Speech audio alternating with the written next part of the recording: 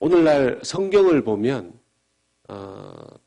우리 믿는 사람들과 다르게 이 안 믿는 사람들, 그분들은 이렇게 부르면 싫어하죠. 불신자들은 이 창세기의 말씀들을 보면 이렇게 말도 안 된다 이렇게 이야기를 합니다. 뭐 예를 들면 창조되었다라는 사실을 과학적으로 증명하기도 어려운데 어떻게 창조를 믿느냐 이렇게 이야기들 하죠. 그리고 창세기 때 나오는 그 창세기의 초반부의 이야기들이 좀 지금 현대하고 거리가 먼 이야기들이 참 많습니다. 예를 들면 그때 당시에 대략 살았던 사람들이 평균 연령이 어떻게 되죠? 지금보다 10배는 많습니다. 이게 좀 만약에 그분이 이렇게 좀 몸이 약해서 빨리 돌아가셨다. 그러면 한 700살 정도 사셨을 거예요. 네. 평균 연령이 800세, 900세. 네. 그럼 아담이 몇 살까지 사시다가 가셨는지 아세요? 우리 아담 어르신 제일 이렇게 하신 분이. 그분이 950세를 사셨어요. 노아. 여러분, 노아를 잘 아시죠? 노아가 그 유명한 세 아들을 낳지 않았습니까? 셈, 함, 야벳. 노아가 몇 살에 셈, 함, 야벳을 낳았을까요? 네. 노아가 창세기 5장 32절을 보면요. 노아가 500세 된 후에 셈과 함과 야벳을 낳았습니다. 네. 어떤 분들이 이제 저렇게 얘기하면 목사님, 지금 하고 그때 하고 이 하루를 세는 단위, 1년을 세는 단위가 다르지 않았을까요? 이렇게 뭐 얘기를 합니다. 이게 지금 창세기도 7일 동안 이게 마지막 안식일을 빼면 6일이고 안식일을 치면 7일인데 어떻게 6일 동안 세상을 다 만듭니까? 그건 창조의 6단계를 이야기하는 거 아닙니까? 뭐 이런 신학자도 있고 뭐 다양한 학설이 있습니다. 근데 어쨌든 저는 지금까지 나온 모든 이론들을 봤을 때 저의 믿음 안에서는 아직은 그냥 성경에 있는 그대로를 믿는 게 저는 저의 믿음이고 또 성경대로 믿는 것이 가장 확실하다는 생각을 하고 있습니다. 왜냐하면 맨날 바뀌어요. 그 과학이라는 것도 이랬다가 저랬다가 맨날 바뀌어요. 그래서 근데 제가 이제 이 말씀을 보면서 여러분이 창세기를 누가 썼죠? 창세기 누가 썼습니까? 어떤 분 이렇게 이사야서는 이사야가 썼고 마태복음은 마태가 썼으니까 창세기는 창세가 쓰지 않았나 이런 분이 예, 아니죠. 창세기는 창세기 그다음에 출애굽기 그다음에 뭡니까? 레위기, 민수기, 신명기 이 5권은 모세가 썼다고 이제 그렇게 전해집니다. 그렇게 믿죠. 그럼 모세가 창조 때 있었습니까? 모세가 창조 때 계셨습니까? 없었죠. 그럼 또 일이 또 더 어려워지죠. 아니 자기가 보지도 않고 듣지도 않고 그때 살지도 않았던 모세가 어떻게 창세기를 씁니까? 태초에 하나님이 천지를 막 만들 때 그때 썼을까요? 지금 모세가 이 창세기부터 해서 쭉 이 성경을 기록하고 있는 그 시점이 어디입니까? 그 장소가 어디쯤입니까? 출애굽하고 나서입니다. 이집트를 떠나고 나서요. 이집트를 떠나서 그 광야에서 유대 광야에서 참 제가 모세 같았으면 참 기가 막혔을 것 같아요. 여러분 모세가 하나님을 정말 잘 믿었을까요? 안 믿었을까요? 원래 모세가 하나님을 잘 믿었으면 미디안 광야에 가서 40년을 방황하면서 살았겠습니까? 히브리인이었죠. 히브리인 부모님이 레위지파. 그렇게 해서 부모님이 결혼해서 경건한 아이를 낳았지만 걔가 무슨 믿음이 있습니까? 그 모세라는 아이가. 어렸을 때부터 하나님의 섭리에 의해서 그 이집트의 왕, 파라오 왕의 이 공주, 딸의 입양이 되어서 그렇게 어렸을 때부터 자라납니다. 자기가 자라면서 보니까 자기는 히브리인인 거죠. 자기 동족인 히브리인들이 어떻게 삽니까? 그 강대국에 종살이 하는 사람들이 다 자기의 동족 히브리인들 아닙니까? 자기의 삶에 대해서 뭐라고 생각했을까요? 자기의 민족성에 대해서 모세가 어떻게 생각했겠습니까? 소수민족 중에서도 소수민족, 종살이하는 민족, 히브리인. 근데 자기는 어떻게 하다 보니까 바로 왕의 궁전에 들어오게 되었고, 어렸을 때부터 왕자로 그렇게 자라게 된 것이죠. 그러던 어느 날 그가 자기 동족 히브리인들이 두 사람이 싸우는 걸 보면서 이렇게 말리는데, 그 히브리인 중에 한 명이 얘기합니다. 그 전에 어떤 장면을 봤냐 하면 이집트인이 히브리인을 막 학대하는 걸 보면서 그 모세가 이렇게 쳐 죽이지 않습니까? 그걸 이제 이 히브리인들이 본 거예요. 그러니까 너 모세 왕자 우리 이렇게 말리다가 너 그때 이집트인 쳐 죽인 것처럼 우리도 죽이려고 하는 거 아니냐? 그렇게 얘기를 하니까 그 길로 놀라서 모세가 도망갑니다. 완전히 무너진 거죠. 여러분, 모세의 정체성, 히브리인이라는 정체성은 있었지만 유리조각처럼 약했습니다. 유리조각처럼 약했습니다. 히브리인 자기 동족들을 사랑했지만 그 사랑함을 자기가 무슨 독립운동을 해가지고 히브리인들을 일으켜 세워서 히브리인들, 이스라엘 사람들을 처음부터 독립시킬 수 있는 그런 자신감이 있었던 사람도 아니었습니다. 공부는 그 궁정 안에서 많이 했겠지만 하나님을 향한 믿음이 그렇다고 많이 있었던 사람도 아니었습니다. 물론 그 부모님에게로부터 아니면 히브리인들로부터 해서 그가 아주 머리가 좋았던 사람이니까 그 이스라엘 아주 이전부터 내려오는 그런 이야기들은 수없이 많이 들어서 모세가 잘 알고 있었겠죠. 그런데 그는 산산조각이 난 자기의 정체성, 왕자로서의 자기 정체성, 뭐 히브리인인데 히브리인도 아니고 왕자인데 왕자도 아니고 그것을 괴로워하면서 도망가 버린 거 아닙니까? 미디안 광야에서 그렇게 해서 몇 년을 삽니까? 40년을 삽니다. 40년을. 이집트에서 도망갈 때가 40세. 그리고 광야에서 40년을 살고 하나님의 부르심을 받아서 억지로 거의 강제로 히브리인들을 독립시키기 위해서 다시 이집트로 돌아오는 그때가 40년이 또 지난 80세. 하나님에 의해서 억지로 10가지의 기적을 베풀면서 뭐 이게 하나님이 거의 반강제로 모세에게 역사하셔서 모세를 사용하셔서 이 히브리 민족들을 이집트에서 구출해냅니다. 그리고 뭐 우리가 잘 아는 그 홍해가 갈라지는 기적.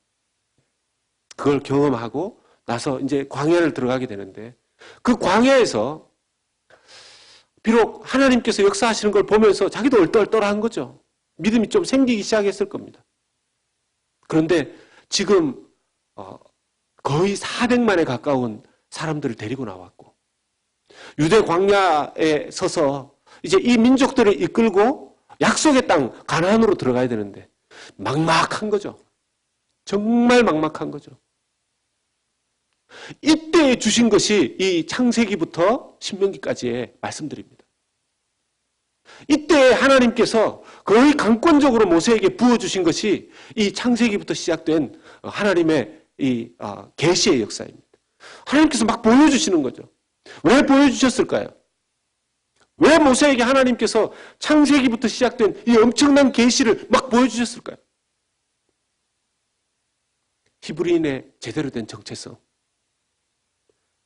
그들이 어디서부터 왔고 어떻게 시작되었는지, 앞으로 어떤 일들이 있게 될 것인지, 어떤 약속을 받았는지 그 정체성을 모세가 확인하지 않으면 그 민족들을 이끌고 이 유대 광야를 지나서 그 광야를 지나서 가나안까지 들어갈 수가 없는 겁니다. 하나님께서 그 광야에 서 있는 모세에게 역사의 첫 시작부터 시작해서 어떻게 사람들을 만드셨고 세상을 만드셨고 너가 이때까지 여기에 이르게 되었는지를 계시의 역사를 통해서 보여주신 거죠. 오늘 우리가 보는 것은 창세기의 그 내용 중에 이제 첫째 날 빛을 만드셨고 둘째 날 이야기입니다. 둘째 날 하나님이 이르시되 물 가운데에 궁창이 있어 물과 물로 나뉘라 하시고 6절에 등장하는 첫 번째 물. 하나님께서 이르시되 물 가운데 궁창이 있어 라고 이야기합니다. 저기 하나님이 이르시되 물 가운데, 저기에 물과 뒤에 있는 궁창이 있어 물과 물로 나뉘라 하시고 했을 때 한글로는 물이 같은데요. 영어로는 이 물이, 영어로도 같이 되어 있는데 원문에는 이 물이 다릅니다. 대부분의 물들은 복수형으로 다 되어 있습니다. 영어 성경에도 복수형을 쓰긴 썼어요. 그런데 정확하게 말하면 하나님이 이르시되 물 가운데라고 할 때 저 물은 단수형입니다. 단수형으로 쓰인 히브리어 물은 지금 여기 6절하고 2절에 수면이라는 단어에서 2절을 보시면 1장 2절 보시면 땅이 혼돈하고 공허하며 흑암이 깊음 위에 있고 하나님의 영은 수면 위에 운행하시니라 했습니다.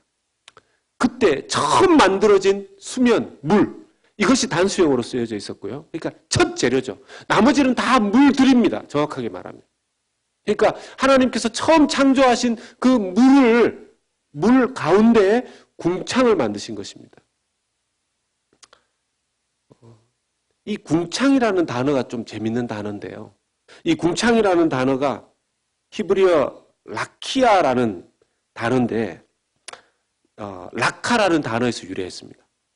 이 라카라는 단어가 무슨 뜻이냐면요. 그 금속, 쇳덩어리 이런 것을 막 두들겨서 이 넓게 판을 만드는 것을 의미합니다. 그럼 이게 무슨 뜻이 됩니까? 궁창이라는 그때 뜻이 두들겨서 넓게 펴서 펼쳐진 판이라는 뜻이 되는 거죠. 히브리인들의 세계관에서는 궁창, 이 하늘이라는 것이 이렇게 지금처럼 동그랗지 않았지 않습니까? 그러니까 이렇게 쭉 펼쳐져 있는 판으로 여겼습니다. 땅의 물도 수면을 보면 이렇게 수평선이라는 게 있지 않습니까? 수평선이 이렇게 동그랗게 이렇게 되어 있는 걸 모르니까 쭉 일직선으로 되어 있어서 이 땅에 있는 물도 한 판 위에 있고 땅 위에 있는 물, 하늘 위에 있는 물도 그 두들겨 펴서 만든 판 위에 물이 있다고 그렇게 여겼습니다. 그걸 구분하는 것이 궁창이 되는 거죠. 그 금속판, 널찍한 금속판 위에 물이 있는데 거기에 이렇게 창문이 열리면 물이 쏟아집니다. 그게 뭐냐 하면 비예요. 지금 궁창에 창문이 열려서 지금 밖에 비가 내리고 있죠. 예. 웃으시라고 드린 말씀입니다. 웃으지 않습니다. 이게 히브리인들의 이 세상관, 세계관이었습니다. 성경은 이 궁창을 구분으로 해서 궁창 아래의 물, 궁창 위의 물로 나눕니다. 오늘 창세기 1장 7절 말씀입니다. 하나님이 궁창을 만드사 궁창 아래의 물과 궁창 위의 물로 나뉘게 하시니 그대로 되니라. 궁창 아래의 물은 땅에 있는 모든 물들이죠. 바다와 강에 있는 물들을 의미할 겁니다. 궁창 위에 있는 물, 대기권 위에 있는 물들을 이야기하는 겁니다. 그런데 여기서 또 하나 우리가 알아야 되는 것, 자세히 한번 살펴보실 만한 단어는 하나님이 궁창을 만드사 그랬을 때 이 만드셨다라는 단어는 창조하셨다라는 단어와 다른 단어입니다. 1장 1절에 나오는 하나님이 천지를 창조하셨다 할 때의 이 창조는 없는 무에서 유를 만들 때 쓰여지는 단어고 이 7절에 나오는 만드사라는 단어는 원래 있는 재료를 가지고 새로운 것을 만들 때 쓰이는 단어입니다. 하나님께서는 이 땅의 모든 재료들을 창세기 1장 1절에서 만드셨죠. 만드신 다음에 어떤 것들은 그 창조한 것 이후에 이렇게 새롭게 만들어 가시는 그런 일들도 하십니다. 이 궁창은 물과 물을 이렇게 나누면서 하나님께서 무에서 유를 창조하신 것이 아니라 그냥 있는 재료를 사용하셔서 만드신 것이 됩니다. 이 궁창이 오늘 8절에 하나님께서 이렇게 이름을 붙이시죠. 하나님이 궁창을 하늘이라 부르시니라. 저녁이 되고 아침이 되니 이는 둘째 날이니라. 이 궁창을 하늘이라고 부르십니다. 하늘. 오늘날로 따지면 이제 대기권이 되는 거죠. 근데 이 대기권 위에 물이 있다고요. 오늘날은 대기권 위에 물이 없죠. 과학자들이 봤을 때 또 하나 발견하죠. 여기에 하늘 위에 물이 없는데 무슨 물 얘기를 지금 하고 있느냐. 창세기에 창조되었을 그때 대기권 위에 물이 있는 것으로 보는 것이 이렇게 창조론자들은 더 앞뒤가 맞아 들어간다고 이야기합니다. 왜 그렇습니까? 대기권 위에 이게 물들이 쭉 지구를 둘러싸고 있었기 때문에 소위 말하는 해로운 그 직사광선들 이런 것들을 그 물들이 다 막아줬다라는 것입니다.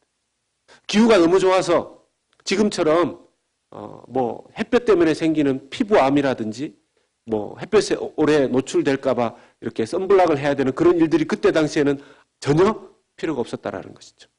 공기는 너무너무 깨끗했고요. 그래서 그때 당시에 평균 연령이 대략 800세, 900세까지도 살 수 있었다라는 것입니다. 노아 홍수 이후에 그 궁창의 하늘 위에 있었던 물들이 한꺼번에 다 쏟아집니다. 쏟아진 덕분에 이제 그 공기층을 둘러싸고 있었던 해로운 광선들을 다 막아주던 그 수면 물이 없어졌기 때문에 그냥 이 지구상의 환경들은 그 이전과 너무너무 달라져 버립니다. 성경의 역사를 보면 그리고 난 이후에 성경에 나타나는 사람들의 수명이 급격하게 줄어듭니다. 성경의 역사가 과연 과학자들이 이야기하는 것처럼 그냥 연대 이렇게 저렇게 끼워 맞춘 전설, 설화, 신화 이런 것들이라면 그때 당시에 아무리 신화라 할지라도 사람들이 신화라고 기록을 했을 거예요. 여러분 한번 생각해 보십시오. 모세가 기독교 강요의 칼빈이 그 창세기가 신화라고 이야기하는 사람들에 대해서 존 칼빈은 그렇게 얘기합니다. 모세가 광야에서 있었던 여러 가지 일들을 그때 당시에 그 모세에 반역해서 많은 사람들이 죽기도 했고 또 살아있었던 사람들도 있는데 만약 모세가 했던 그 일이 창세기에 기록되어져서 후대들에게 계속해서 이어지려면 그때 살아서 그 광경을 봤었던 사람들이 그게 거짓말이라면 창세기부터 시작해서 모세오경을 그대로 두었겠느냐라는 겁니다. 그대로 두었겠느냐라는 겁니다. 분명히 창세기부터 시작되는 모세오경은 그때 당시에 살았던 사람들이 그 책들을 보면서 살았다는 거죠. 예. 신명기 같은 경우에는 기록이 되었을 때, 레위기 같은 경우에는 기록이 되었을 때, 창세기 같은 경우에 기록이 되었을 때 그때 살아서 그 책을 본 사람들도 있단 말입니다. 바로 그 직계 후손들도 그 책을 봤고요. 너무 그렇게 뭐 과학만 갖다 대면 다 진리인 것처럼 그렇게 생각하면 안 되는 거죠.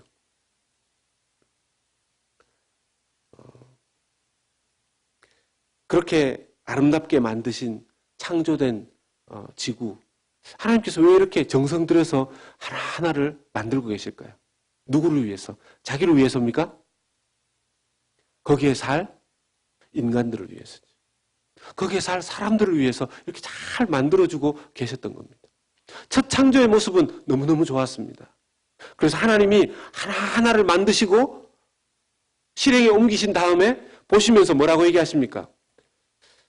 이 둘째 날만 그 얘기가 빠졌는데 6번에 걸쳐서는 어떤 얘기가 나오죠? 하나님이 보시고 좋았다.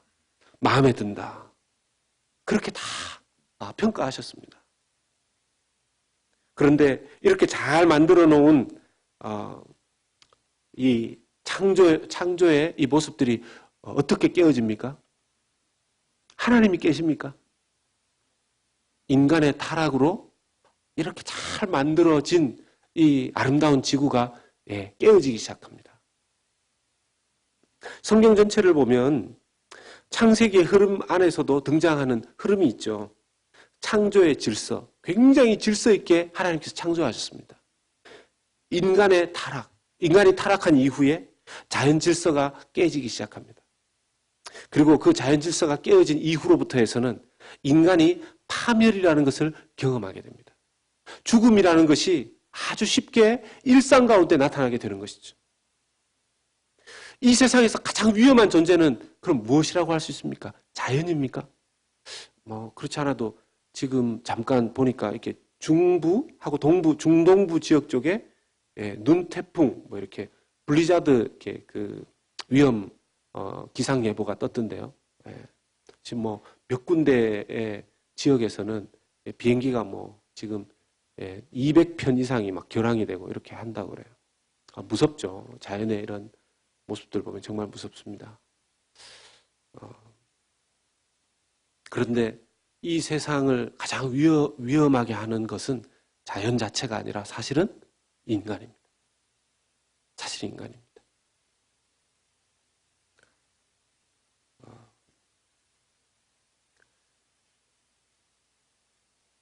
모세에게 있어서는 이 창조의 계시를 하나님으로부터 받으면서 이런 하나님이 우리 민족의 하나님이라면, 이런 창조의 하나님이 우리 민족의 주관자이시라면 내가 이 민족을 하나님의 뜻에 따라서 섬기고 나아갈 수 있다. 이런 믿음이 생긴 거죠. 사랑하는 여러분, 창세기가 우리에게 그저 첫째 날 뭐 만들고 둘째 날 뭐 만들고 셋째 날 뭐 만들고 이걸 외우게 하기 위해서 만들어진 성경만은 아닐 겁니다. 지금 모세가 이 성경을 이렇게 계시를 통해서 받을 때, 그때 그 광야에 서 있었던 그때 그 시절의 모세가 2019년이라는 광야의 한 자리에 서 있는 우리의 모습 아닙니까? 우리도 때로는 우리 앞에 무슨 일이 일어날지 전혀 모르는 그런 삶의 한 자리에서 그 어느 때보다도 과학 문명이 발달되어 있다고 하고 좋은 것들이 수없이 많다고 하지만 요즘은 거의 예언가들이에요. 이전에는 이렇게 비 오고 그럴 것 같으면 어르신들이 어디가 쑤셔 이러면서 비가 올래나 제비가 낮게 날면 비가 올래나 이랬는데 요즘은 이렇게 그 스마트폰만 이렇게 앱만 딱 열어보면 오전에 권사님들 기도회 하시는데 어떤 권사님이 딱 그러세요. 그때 시간이 1시인가 그랬는데 빨리빨리 집에 가세요. 4시부터 비가 와요. 이렇게 얘기하십니다. 4시부터 비가 와요. 거의 정확하게 맞추시더라고요. 4시부터 비가 막 더 많이 오더라고요. 요즘 거의 예언가의 수준입니다. 그렇게 기상을 알 수 있는 기술이 발달되어 있죠. 그러나 그런 기술이 발달되어 있다고 해서 우리의 삶의 문제들이 다 해결이 됐습니까? 한 치 앞도 내다보지 못합니다. 한 치 앞도 내다보지 못합니다. 조금이라도 더 건강하게 살아보겠다고 운동하고 좋은 것 먹고 쉬고 공부하고 애쓰고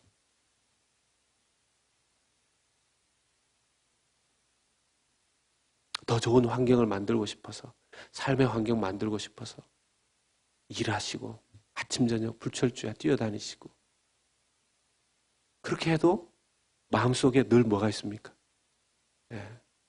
알 수 없는 정말 광야에 서 있는 것 같은 그럴 때가 얼마나 많습니까? 모세에게 주셨던 이 창조의 계시의 역사 속에 하나님 가르쳐 주신 이 은혜는 2019년 오늘의 이 자리에 광야에 서 있는 우리에게도 똑같이 하나님께서 베풀어 주시는 은혜가 필요한 줄로 믿습니다. 우리의 정체성도 나는 어디에서부터 왔으며 나는 어떤 세계관을 가지고 나는 어떤 관점을 가지고 살아가야 되는가. 창세기는 그렇게 읽어야 되는 것이죠.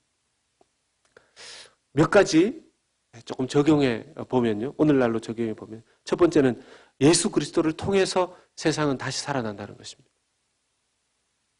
인간이 타락해서 저지른 이 온 세상의 파괴는 사람의 힘으로는 회복이 불가능합니다. 사람의 힘으로 회복 불가능합니다. 어느 정도는 노력해 볼 수 있겠지만 하나님께서 이 세상을 다시 일으키시지 않는 이상 불가능합니다. 오직 하나님만이 회복시키실 수가 있습니다. 요한복음 11장 25절의 말씀에 보면 예수께서 이르시되 나는 부활이요 생명이니 나를 믿는 자는 죽어도 살겠고, 하나님이 이 땅에서 이 온 세상 인간의 가장 큰 수건 문제를 해결하셨죠. 뭡니까? 죽음의 문제를 해결하셨죠. 예수님이 죽음의 문제를 해결하셨습니다. 그랬기 때문에 죽음의 문제, 인간의 가장 끄트머리에 있는 문제, 궁극적인 문제, 가장 어려운 문제, 이 수건 사업과도 같은 죽음의 문제를 해결하셨다라면 나머지 인간의 문제들을 해결하지 못하실 리가 없는 거죠. 이제 주님은 인간에게 있어서는 죽음의 문제를 해결하셨고, 가장 사랑하신 인간에게 죽음의 문제를 해결하신 하나님께서는 이 온 세상의 파멸의 문제도 해결하실 수 있습니다. 단 예수 그리스도를 통해서만 이것은 가능하다는 것입니다. 궁극적으로 말입니다. 예수님을 안 믿어도 그 사람들이 사회를 아름답게 만들기 위해서 애쓰는 것, 그것이 의미 없다는 뜻은 아닙니다. 궁극적인 마지막 완성, 회복은 예수 그리스도를 통해서만, 예수 그리스도 안에서만 가능하다는 것입니다. 두 번째는요, 예수님을 믿는 그리스도인들은, 크리스찬들은 세상을 위해서, 세상을 향해서 관심을 가져야 된다는 것입니다. 오늘날 이렇게 보면 하나님 믿고 그냥 내 삶 이렇게 광야 같은 내 인생 살기도 바쁜데 무슨 세상을 향해서 관심을 그렇게 가질 수 있습니까? 그렇지 않습니다. 세상은 예수님을 믿는 사람들에게 기대를 걸고 있어요. 세상 피조물들이, 이렇게 만들어진 피조물들이. 로마서 8장 19절 말씀이죠. 같이 읽겠습니다. 피조물이 고대하는 바는 하나님의 아들들이 나타나는 것이니. 아멘. 여러분, 피조물이 왜 이걸 기대하는 겁니까? 피조물들이 이것을 왜 기대하는 것입니까? 예수 그리스도 안에서 태어난 사람들은 하나님께 이 세상이 어떤 과정을 통해서 만들어진 아름다운 지구인지 알고 있기 때문에 하나님 안에서 그런 관점을 가지고 이 세상을 대해 줄 것이다라고 생각하기 때문입니다. 비록 하나님의 자녀들이 완전하고 완벽하지는 못하지만 부족한 우리들을 통해서 하나님은 하나님 나라의 일을 이루어 가신다라는 것이죠. 그래서 여러분, 우리가 우리의 일뿐만 아니라 이 세상의 일을 품고 기도해야 됩니다. 세상의 일을 품고 기도해야 됩니다. 금요 기도회가 되면 앞부분에 이렇게 우리가 찬양 끝나고 나서 우리가 말씀을 듣기 전에 나라와 민족을 위해서, 또 때로는 조국, 우리 대한민국을 위해서도 같이 기도하지 않습니까? 여러분, 그때 우리 간절히 기도해야 됩니다.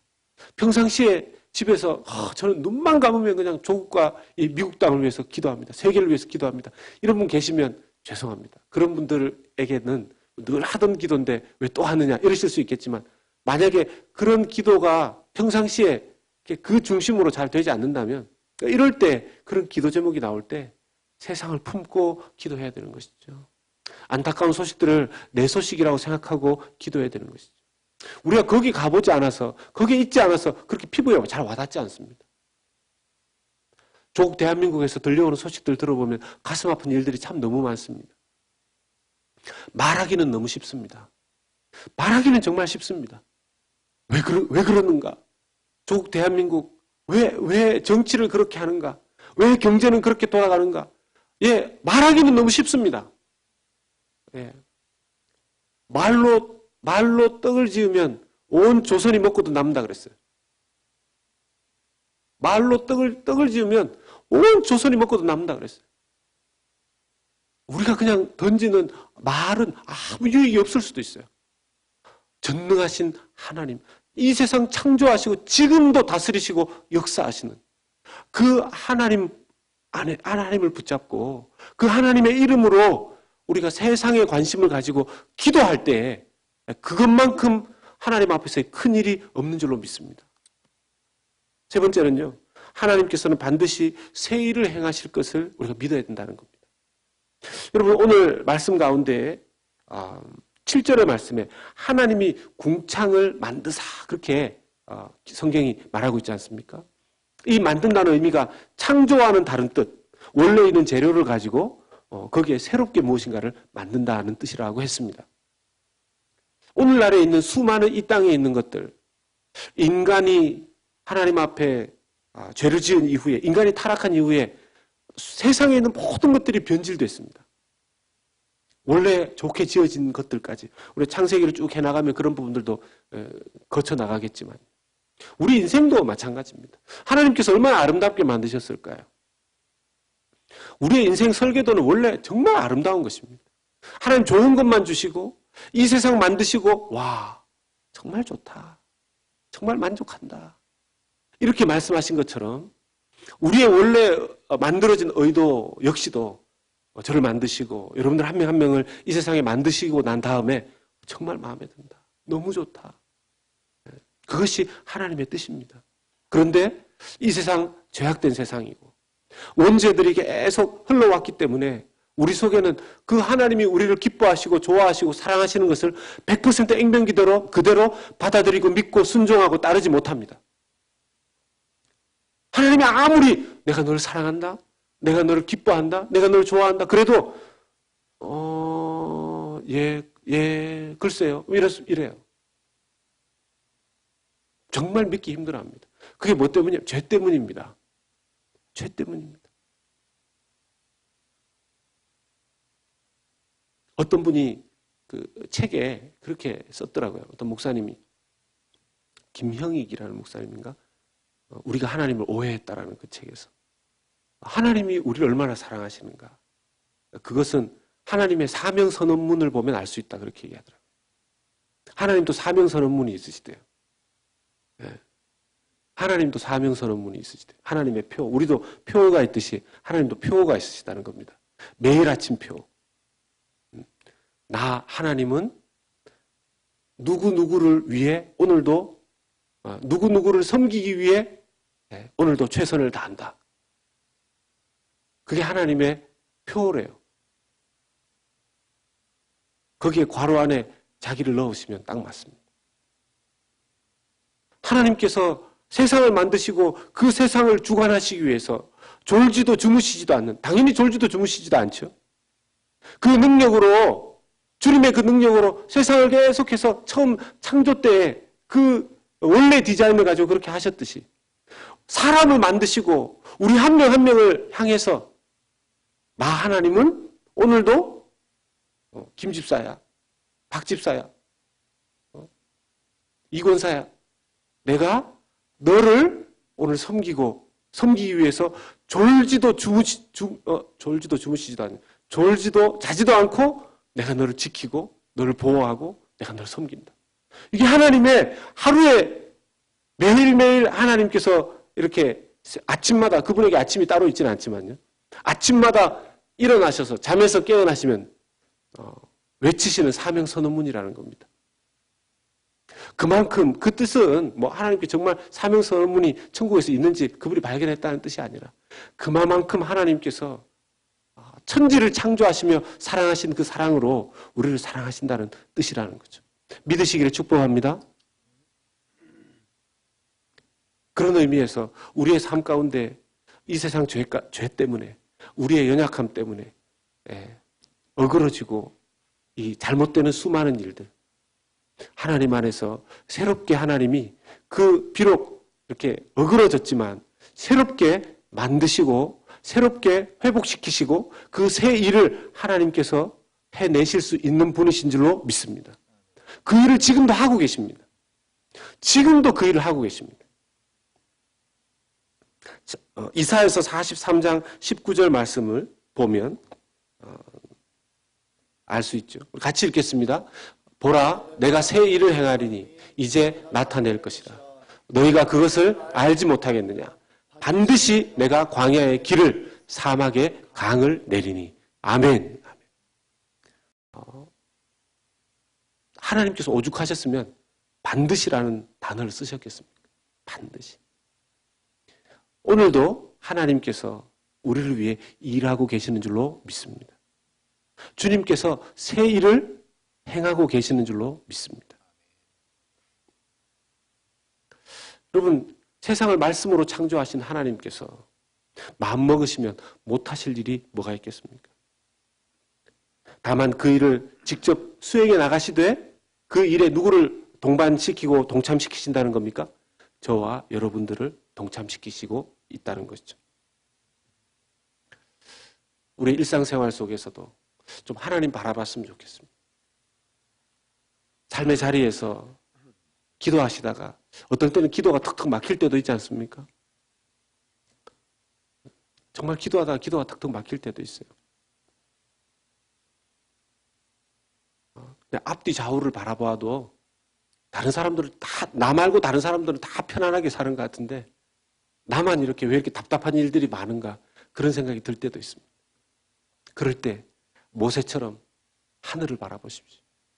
그리고 천지를 창조하신 하나님의 계시가 모세에게 임한 것처럼 이 창세기의 말씀 가운데 창조의 그 하나님이 너의 하나님이다 하시는 그런 음성을 들으시고 내 정체성, 나의 출발, 나의 처음과 나중이 누구 안에서 이루어지는지 다시 확인하시면서 새 힘을 얻으시고 우리의 인생을 새 일로 다시 인도하시는 그 하나님을 바라보시면서 힘을 얻으시는 귀한 성도님들 다 되시기를 예수님의 이름으로 축복합니다.